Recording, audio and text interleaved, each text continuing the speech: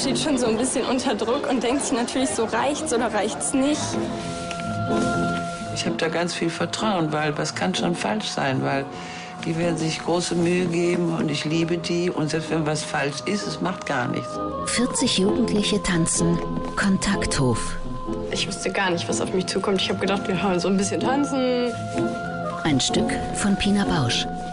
Als ich von der gehört habe, ich so erstmal, wer ist das? Ich kenne die Frau nicht.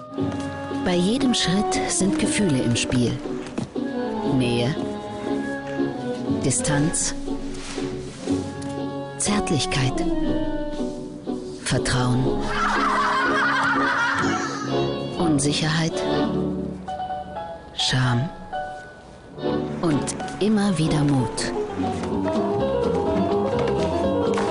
Ich bin da vielleicht so ein bisschen eigen, so ich öffne mich halt nicht so gerne vor anderen Leuten.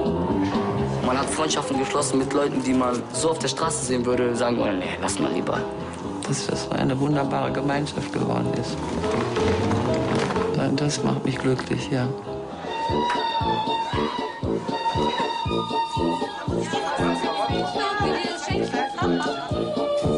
Nee, ich bin nicht aufgeregt. Ich weiß, dass wir das können. Ich habe oft genug geübt. Tanzträume. In Erinnerung an Pina Bausch.